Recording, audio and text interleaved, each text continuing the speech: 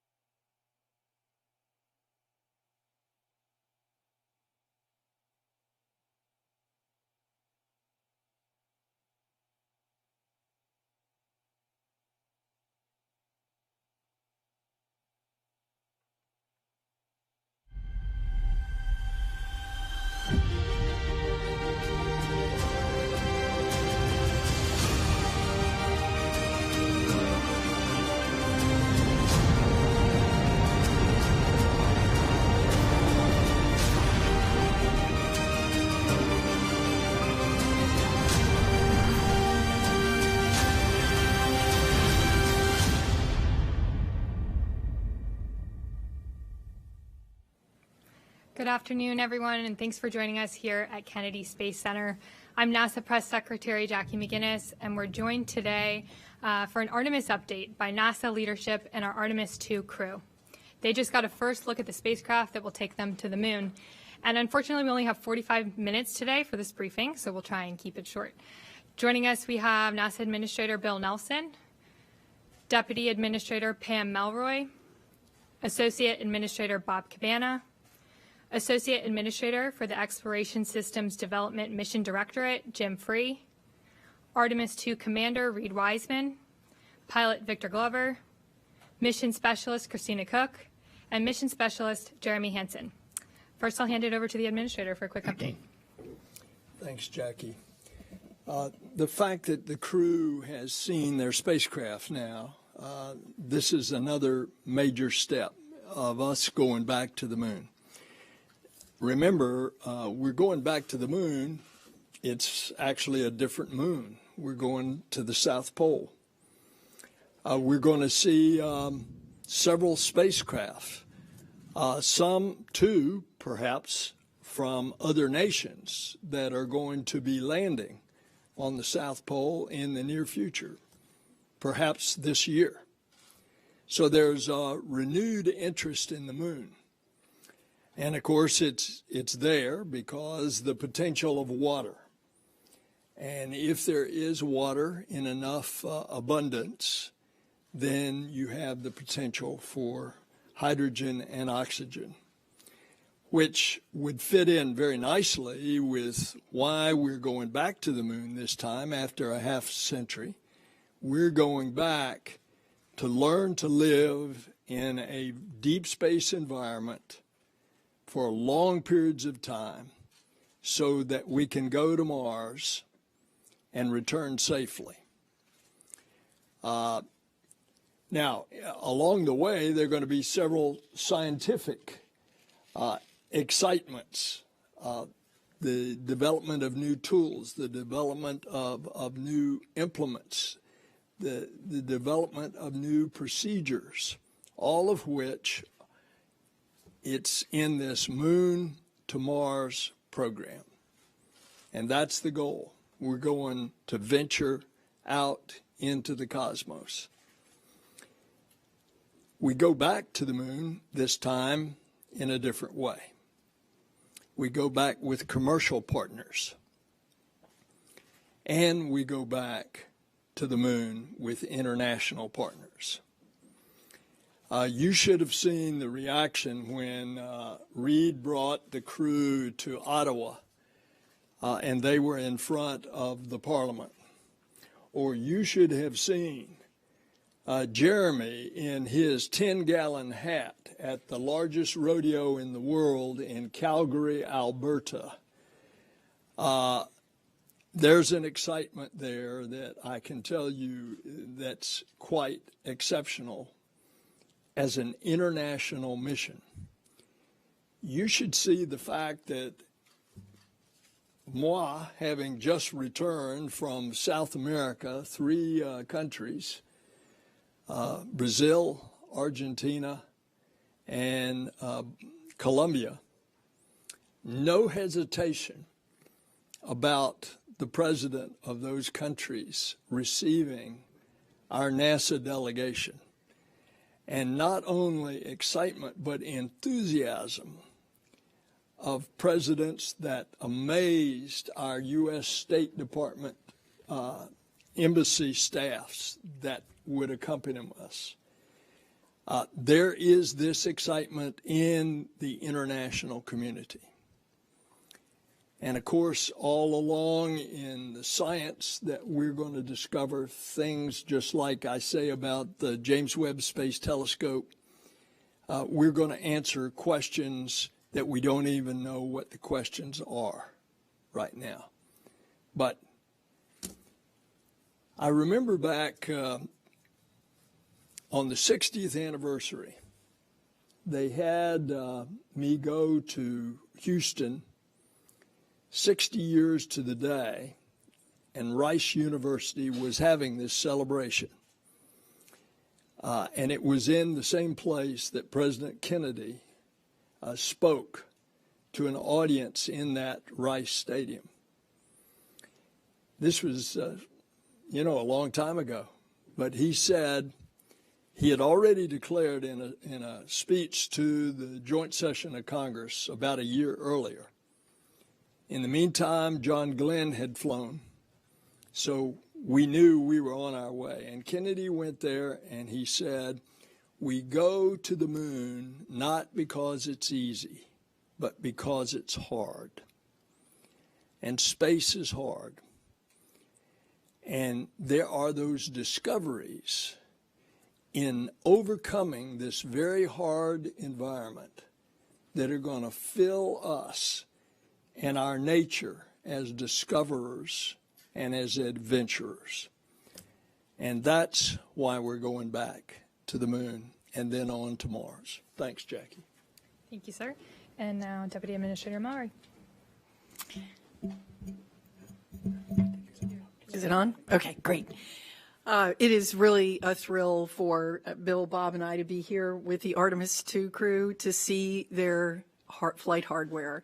I think it brings back happy memories for the 3 of us of seeing our flight hardware, but also a shiver down our spine as we step forward into the next chapter of our destiny in human spaceflight. So we are going to stay, as the administrator said. That's very important, and we have the hardware not just for Artemis II, but for flights all the way out through Artemis 6 already in work. And that's very significant. We've been spending a lot of time the last couple of years to really focus on what are the objectives that we need to prove on the moon. What exactly do we need to learn before we're ready to go to Mars?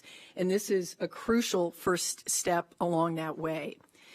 One of our North Stars is science. That's why we explore, to learn more about the universe, our solar system, our Earth, ourselves. And there will be some exciting experiments on Artemis II, mostly focused on radiation and crew, because we now have the opportunity to have a crew that we have to advance this particular kind of science. But I do want to say for a moment, personally, as a test pilot, how important this mission is for test flight. All the things that we want to do with this vehicle, we have to understand that vehicle and its capabilities and push its envelope in order to achieve all the things that we hope to do with it in the future. So that is the critical focus of this mission, is to do that test flight, to push the boundaries, to learn about this vehicle and its capabilities, so that we can continue to do amazing things on the surface of the moon and then eventually on Mars. And this is the beginning of that cadence, and we're excited to be here today to see us off on that first chapter. Well, I just want to say that it's always great to come home to Florida and KSC. This is where the action actually is, and not up in Washington, although it's a different kind of action up there.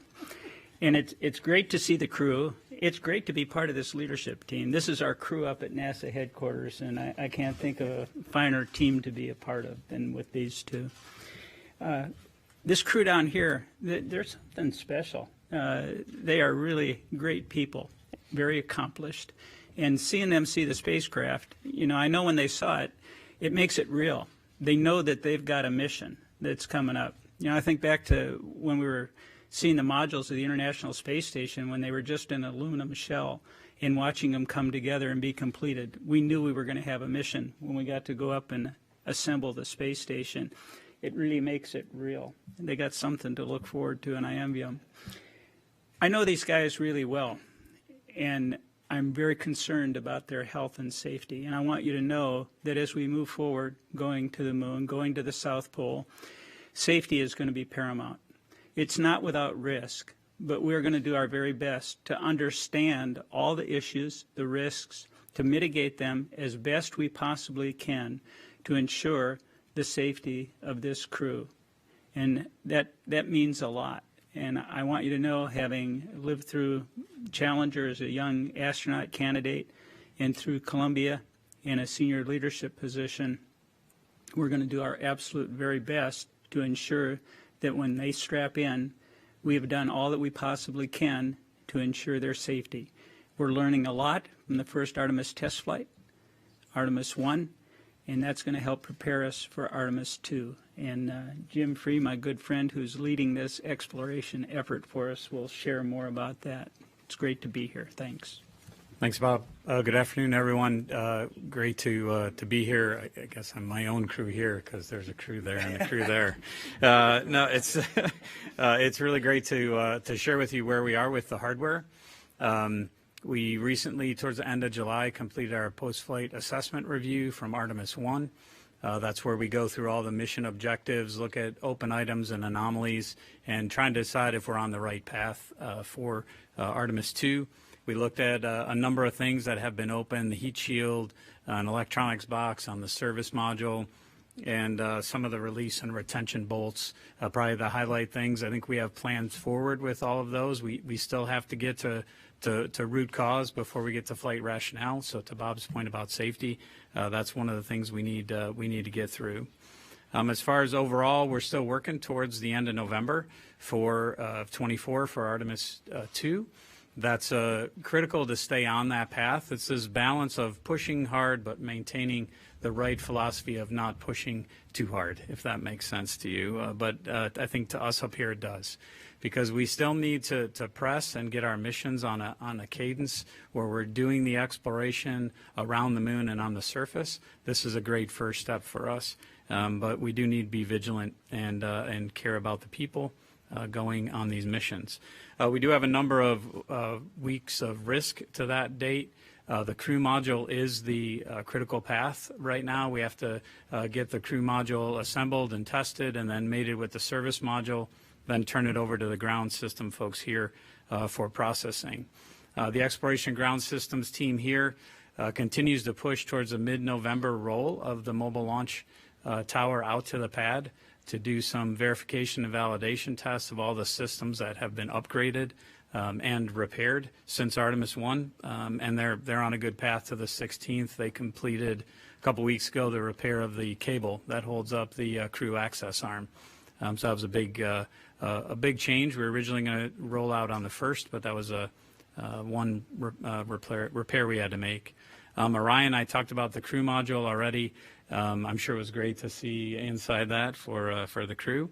The service module was handed over from our European service module partners and the European Space Agency in June. We're continuing to work on the heat shield. We'll probably look for final disposition of that early next year. The Space Launch System, all the hardware is here right now except the core stage. We're holding the core stage back in Louisiana for some repairs that we need to make to one of the downcomers, and that'll probably be shipped in the November timeframe. There's no impact to the overall critical path or anything for stacking, which will probably start in the February timeframe of next year. From a flight ops perspective, obviously the crew training is well underway. The landing and recovery team, which is part of the ground system group here at Kennedy, did the underway recovery test number 10 last week, which included a night recovery. And I know the crew got to see the team in San Diego before they put to sea. We're really not working major issues right now. We have some of the dispositions I talked about, but I think we're on a good path, and I want to stress that vigilance piece. I tell everybody, and I think I sat here at this table and said Artemis 1 was a great mission. We learned so much from it. The success was incredible. The only thing that carries over from that mission is the engineering. We're using all new hardware, so that vigilance of putting that hardware together and calling out when things are not right or there's a concern is really important, because these four folks next to me here depend on us to do that. So that'll be a focus of the team, and look forward to talking to you as we head closer to Artemis 2. Reed? Awesome. Thanks, Jim. We made it to Kennedy. This is awesome. I'll speak on behalf of Victor, Christina, and Jeremy, and then we'll get into some questions. But we're fired up. It's a great day yesterday when you walk around the corner at the Neil Armstrong Operations and Checkout Facility, and there's your spacecraft that you're going to ride in. The ship, as they call it over there. And we got to look inside and hang out, and it was really quite fascinating. We've been busy since April 3rd. It kind of started with a bit of a media blitz, but then we got down to work. We've been studying spacecraft systems at the Johnson Space Center. We have gone out to Denver to visit with the Lockheed facilities out there and meet the engineers that are working on the vehicle, from the software, controls, and displays. As Jim said, we were out in San Diego working with our beloved United States Navy and the rescue and recovery forces that are working alongside NASA. And now here we are for our first visit as a crew to Kennedy Space Center. I think I want to touch on just two quick things. First, we get asked often what the measure of success for Artemis 2 is. And to the four of us sitting here, the measure of success for Artemis 2 is seeing our colleagues on the lunar surface, seeing our colleagues assembling Gateway, and then seeing people that are following in our footsteps walking on Mars and coming back to planet Earth. Like, that is the measure of success for us. Artemis 2 is the tiniest footnote in the Artemis campaign, and that is really what we believe. And every day that we go to work, we're looking at this vehicle for the future. We're not looking at this vehicle for Artemis 2, and that means a lot to us. The other thing that I wanted to say, because it's really struck us, is we hear about the hardware, and it's real. Most of you saw it this afternoon with the spacecraft. Those that have been to Michoud have seen the booster. Out in Utah, our solid rocket booster segments are getting ready to be shipped down here for stacking. But as we go around and see the hardware, the thing that blows us away is the quality and the youthfulness of the people that are working on this program. These Americans, these Europeans, our Canadian allies to the north. When you get in these small rooms of 15 to 20 people and you see not only how hard they're working, but how motivated they are, how excited they are to be a part of this every single day. I wish every American, every Canadian, every European, everyone that's a part of Artemis, I wish they could just go see what we get to see, the quality of these people. It is totally awesome. Thank you. Thanks, Reed. And now we'll take your questions. For those of you joining us on the phone, you can press *1 to join the queue. And for those of you in the room, if you could wait for the mic to reach you. First, we have a question with Marcia Dunn with the AP. Marcia Dunn, Associated Press. Maybe for Mr. Free, or I don't know. What's your working target date for Artemis 3? Is it still late 25? And for Artemis 2, is there any thought being given to upgrading to a real orbital flight? And if not, why not? And maybe you could tell me if that adds so much more complication that you wouldn't even want to try it, Reed. I don't know. But those are my questions. Yeah, so for Artemis 3, We're still working to our contractual dates with everyone, which is the December of 25. We did receive a updated schedule from SpaceX that we're looking to get some more detail on. We were at Starbase a couple weeks ago and really spent some time going through their major milestones to the Artemis 3 mission, which includes a prop transfer mission as well as the uncrewed demo. So really kind of sharing our philosophy, their philosophy, where they are with the hardware, trying to understand their schedule some more. So I think we'll look at that and update around that in the near future after we have some time to digest it. But what we're holding all the contractors to is that December of 25 date. We may end up, flying a different mission if that's the case. If we're have these big slips out, we've looked at can we do other missions if the possibility exists there. But right now we're still trying to look at their schedule. The spacesuits are heading to PDR in October, so that's obviously another piece of hardware that is on the path, the critical path to that mission. As far as why not do an orbital mission? I think this mission was designed with safety in mind. So we're going to spend that 24 hours in Earth orbit. That was the first gate of can we get all the systems checked out before we're committed to go to the moon. So that was the first aspect of safety. The second was what can we do to make sure that we can get the crew home safely, even if we lose all the propulsion capability on the Orion main engine. So we're going to do that burn and do the lunar gravity turn so we don't have to take that risk. So everything about risk, even the crew size, we try and focus on what's the right crew size for all the tasks that we have to do versus the risk that we put them at to fly the mission. No, don't know if you want to address The only thing I'll add is every day I go to work, Jeremy tells me that we're putting this thing into low lunar orbit, and I keep telling him, no, we are not, because we are doing the highly elliptic orbit using the interim cryogenic propulsion stage, and our TLI will be done on that European service module built by Airbus, and we're going to use our prop there. We're going to use it smartly. I look at this mission profile as 3 orbits of Earth, and I really like the way we build on it. Our first orbit is 1,200 nautical miles. We get that first 90-minute checkout of spacecraft systems, and if there's something that our mission control teams in Houston don't like, we come home. And then we do that big, highly elliptic burn, and we go out to 38,000 miles, which we're going to be glued to the window at the apogee on that one. But that gives us our 24-hour return capability, and if everything's looking good, we do our TLI burn, which is also our deorbit burn, really, and then we do a few course corrections on the way out and the way back. So I really like the way safety is built into this mission profile, and I don't think we're going into low lunar orbit on this one. Thanks all. Tom Costello with NBC. Here in the middle.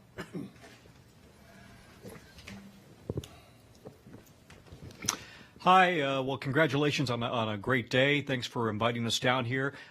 Senator Nelson, to you, there is some discussion about the fact that America isn't the only one aiming for the South Pole right now. Potentially, you've got the Chinese also targeting the South Pole and maybe even the Russians. Can you give us a sense of what is in play here in terms of the geostrategic issue and needing to get to the South Pole? And is this a competition to see who gets there first and who would have access to that frozen ice, to the water?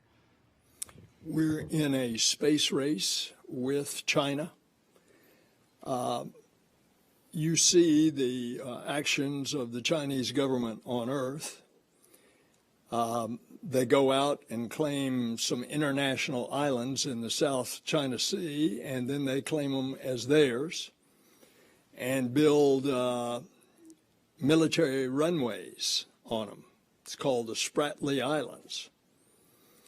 So we want to make sure that the ideals of the Artemis Accords, which now have 28 countries have signed, and there will be others that will be shortly following, those ideals that we have the peaceful and cooperative uses of space together internationally. That's basically the framework of the Artemis Accords. So naturally, I don't want China to get to the South Pole first. with humans and then say, this is ours, stay out, like they've done with the Spratly Islands. You look at pictures of the South Pole, it's not like what you saw where Neil and Buzz were landing, constantly lit from the sun, a few craters here and there. The South Pole of the moon is pockmarked with deep craters. And because of the angle of the sun coming in, most of those craters are in total darkness the entire time. So it lessens the amount of area that you can actually land on and utilize. And if indeed we find water in abundance there that could be utilized for future crews and spacecraft, we want to make sure that that's available to all, not just the one that's claiming it. Now, you mentioned Russia. As a matter of fact, Russia has just launched a probe to land on the South Pole. We wish them well. As you know, we've had a cooperative relationship with Russia ever since 1975 in Apollo-Soyuz. We built the space station together. We operate it together.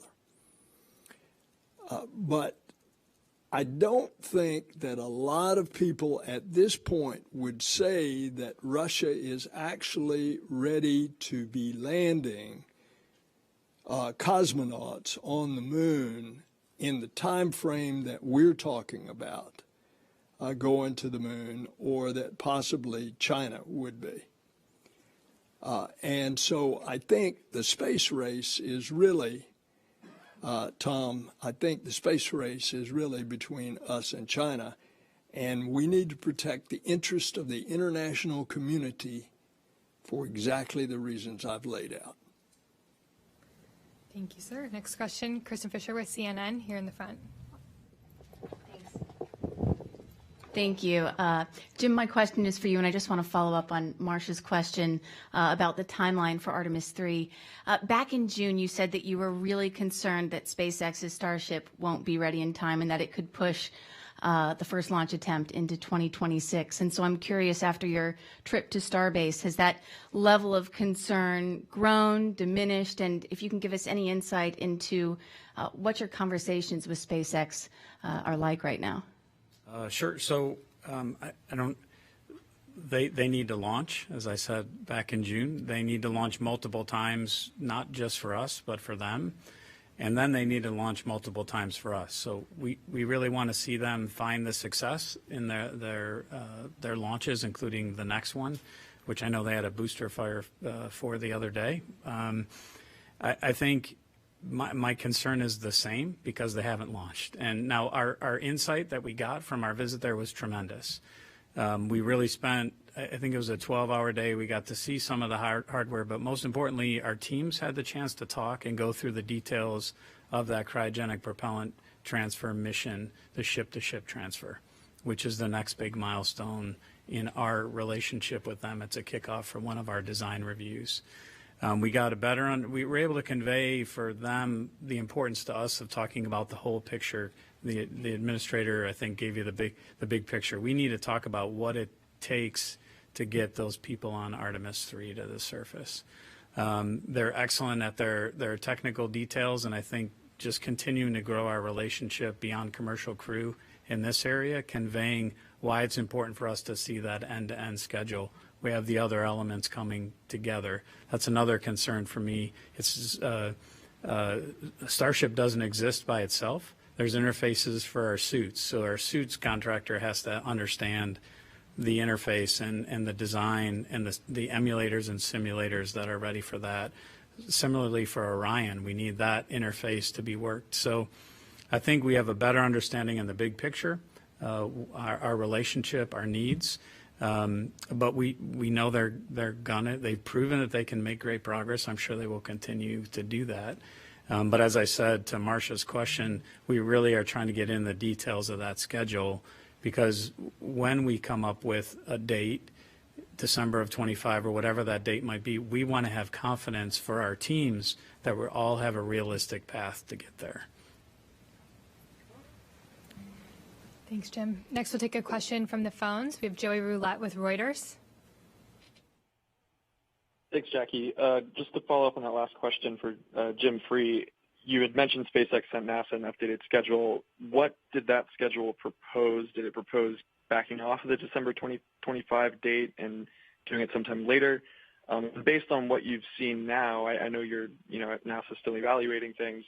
What do you think is a realistic date for that mission based on what you know now? Thanks. Thanks, Joey. I think my mom's probably watching this and she'll say, never did I think that Jim would get more questions than the astronauts on the panel. I think our teams are really trying to understand. I'm not going to give you a date, Joey, because our teams are trying to understand what are those trades. So we obviously have to go through a contract change when we make this, because we had a contractual date with SpaceX.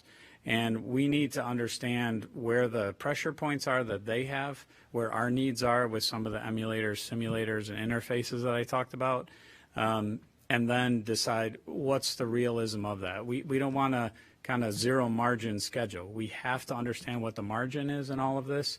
So in order to do that, our teams have to interact. That meeting at Starbase I talked about was one of many.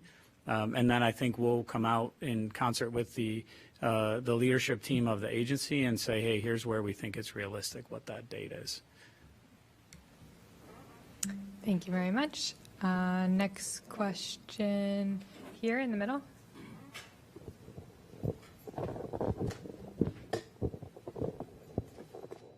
Hi, Philip Sloss, of course, for Mr. Free. You were talking about the issues with Core Stage 2, Michoud. When do you expect the stage to be ready for the engines to be installed? And if you have, understand you still have a decent amount of margin in that schedule. What's the need date that you need the stage here at KSC? With stacking happen in February, that if it's not here in February, that's where it'll start to impact the critical path. But the Boeing team down in Michoud has a good handle on the work. This is a different flow than the stage went through the last time, because the stage the last time went down to Stennis and went vertical and had some traveled work with it there. Whereas this time we're doing all of that work at Michoud. So it's a little bit different flow, and we don't want to push it down here and then have traveled work down here that then brings the team from Michoud. We want them to do it. It's a little more challenging at Michoud because we have to rotate the vehicle, whereas if it's vertical, you can kind of get to all sides of it at one time. So it adds a little bit of time to it, but we feel like the best place to do that is Michoud, so we'll leave it there. But I don't expect it to go much past November. This last little issue we had on one of the downcomers was really minor in the grand scheme of things. But I don't see it pushing much past November. Thanks, Tim. Here on the left. Stephen Clark, Ars Technica, another one for Jim Free. You mentioned several weeks of risk to the November 2024 date. Do I take that to mean that you have several weeks of margin or several weeks of negative margin, so to speak, for that late November date? It's negative margin, yeah. And would you characterize the heat shield issue as sort of the largest unresolved issue coming out of Artemis 1 at this point? And can you update us on what the root cause of that uneven charring and ablation of the heat shield was, and any mitigations that you're looking at for Artemis 2, either on the hardware or in the way you fly the reentry? Yeah, I think I definitely want Reed and the crew to weigh in here. I think it's definitely the biggest open issue out of one. We're going towards root cause, and I think this goes to Bob's comment about safety, and what the leadership team here has asked of us is focus on root cause. We've been through 2 series of tests in the ArcJet out at Ames. The 3rd series is happening this month. We have a fault tree that we've been working down. We have some theories on what the root cause might be. We won't talk about flight rationale until we get through root cause. We just had this conversation. I don't want the team to think about flight rationale, because as soon as you do that, you start to jump past things that might be lurking as a root cause that you might miss. So we have some ideas on what that root cause might be, and these testing series are slowly buying that down. It's tests out at Ames. We've also done tests at Langley. We're doing some tests down at Wright-Patterson Air Force Base in Dayton. So we're using facilities across the country. I think we're on a path to that root cause with the final disposition in April, and of course that's got to come up all the way through the agency. Our technical authority is a big part of that. The crew hears about it. I think they said they just heard about it yesterday, so they're heavily involved. Obviously we're going to make the right decision to keep them safe. If that decision is we have to do something drastic, then we'll do that. But right now we're on a path to press to get to the root cause, and then we'll make the final determination from there. I don't know if you want to add anything to that, Reed. I think you did a great job touching on it, Jim. And every time you see me coming, you take a step back because I'm coming about heat shield. But we really have a lot of really strong trust in this team. We have some really talented researchers and engineers looking at the problem, and I know we will find the right solution. And for sure, this crew, we're not going to launch until we know we're ready, until our team knows that the vehicle's ready. And we will keep the pressure on. But so far, I think all the right things are being done. Anybody else want to comment on it? Thank you both. Next, we have another question on the phone. Andrea Leinfelder with the Houston Chronicle. Hi, this question is for Jim. I was hoping you could give a little more detail on what you meant by saying we might fly a different mission. Like, are you suggesting that if the lander isn't ready in time, maybe you'll fly astronauts around the moon for a second time? Thank you. I think we're always one of the things Pam talked on. I'm not going to get her words right, so I won't even try. But a few months ago about what we learned from ISS. I think one thing we learned from ISS is to make sure we're flexible, so we keep human spaceflight viable. And one of the things that ISS did was really look at the assembly sequence as hardware was available and it wasn't. I think it's incumbent upon us to do that. That's what I was referring to, is we're trying to look at all the missions we could fly to keep learning. We may fly 2 and want to fly a different mission for 3 because we want to understand how the system works better. I don't want to look at it as a negative of, hey, we might not fly 3 the same way. For me, it's continuing to learn to do exactly what Reed said, so that eventually we're putting humans on Mars. We're not going to accomplish everything in one mission. We shouldn't expect to. What we should do is expect to fly it safely and advance our cause of understanding, to do our science, but cause of understanding of our vehicles and systems. Thanks, Jim. We have another question on the phone from Sarah Derry with Radio Canada. Sarah? Le vaisseau Orion, comment ça s'est passé aujourd'hui? Peut-être un mot sur ça, s'il vous plaît. I'll say a couple words in French and then in English so it's understood here as well. But pour moi, c'était incroyable de voir la capsule Orion pour la première fois. C'est la première fois que j'ai vu dedans la capsule et c'est magnifique. Et seeing the capsule for all of us sent shivers down our spines as we saw it for the first time inside, and real flight hardware made a real impression. And something that kind of stood out for me over the last couple months as we've been getting into the systems, digging in deeper to the systems, is that I already knew going to the moon was hard. Administrator, you talked about it. Kennedy talked about it. That's why we're doing it. I already knew it was hard, but boy, it's harder than I thought. As I start to look at all the systems and all the people trying to get to the solutions that we need to really get to the moon and get back and still be breathing when we land in the Pacific Ocean, it makes an impression. And when we're talking about timelines and stuff, what's so obvious to all of us behind the scenes when we see it day to day is the success is not in the final solution. It's not in the touchdown or the launch date. The success is in the learning that's happening like right now. Like learning is happening right while we're sitting here in stuff that is going to serve us on our ultimate objective, which is to get to Mars.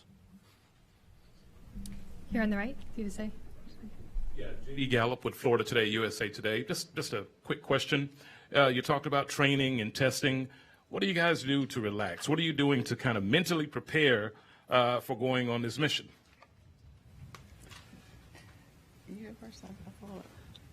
So, we spend a lot of time doing this, spending time with you all, sharing the good news. So honestly, when we're not doing this, that's a good time too.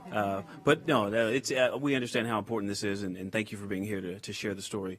But I have a family. I'm a husband and a father, and just the time that I get to spend with them, and they understand how hard we're working to make this successful. And so just being able to be home and truly relax, that is a win in and of itself. So it's great to be here, but it's also going to be great to get back home.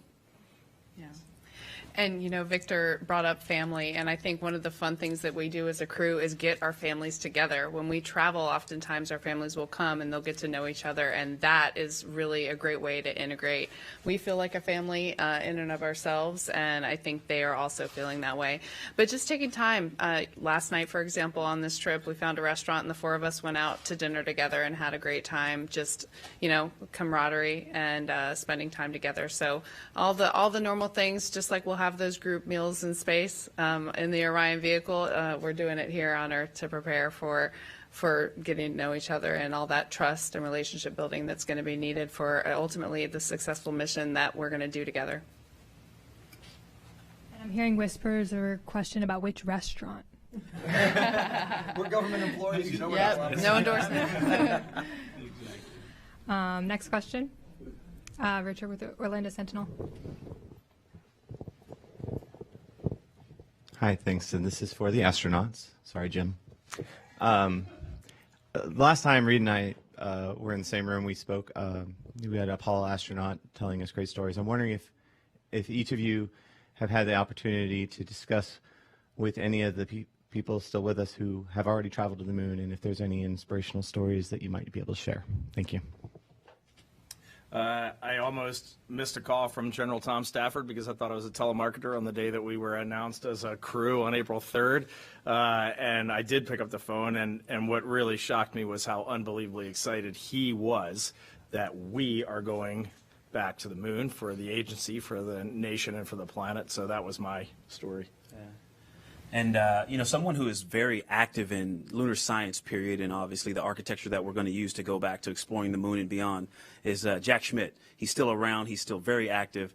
And to see his excitement and continued enthusiasm about this project is great. And so he's always been around. But someone who I've had some really interesting conversations with about recently, and he didn't go to the moon, but was an Apollo astronaut, Rusty Schweikert. And our conversation centered around human nature and ancient wisdom. And I'm gonna save it for later because I think he's gonna have a chance to tell some more of this story. But the ancient wisdom part was a really, really fascinating conversation. Good time for one more question. Here in the front. Yusuke Tomiyama, The Yomiuri Shimbun, Japanese Daily. My question is to Mr. Nelson. You mentioned the difference between the Apollo program and the Artemis program. One major difference is international cooperation. Japan secured the opportunity to both fly on the Gateway in the Artemis program, but the opportunity to land on the moon has not decided, so uncertain. What do you think about the opportunities for Japanese astronauts to land on the moon? This is a question that every country, every country in the world is asking. And, of course, the specific answer to your question will be decided years later. Thus far, those countries that will be represented by an astronaut going to the Gateway have participated in the planning and will participate as part of the Gateway, which is the mini outpost or space station that will orbit the moon. The question about landing on the moon is to be determined. Obviously, it will be as a result of a participation. In Japan's case, Japan is very interested in doing a compartmented, pressurized rover on the moon. That would certainly be a part of the consideration, but other nations are doing the same kind of planning for the future as well. So even though we have a U.S. ambassador in Japan named Rahm Emanuel, who constantly is asking me on behalf of the Japanese government these questions. Nevertheless, that's going to be determined some period in the future. All right, thank you all so much. Unfortunately, that's all we have time for today. I know we had a lot of outstanding questions, so please feel free to reach out to us in the NASA newsroom. You can learn more about NASA's Artemis missions at nasa.gov/Artemis, and I hope you have a great rest of your day. Thanks.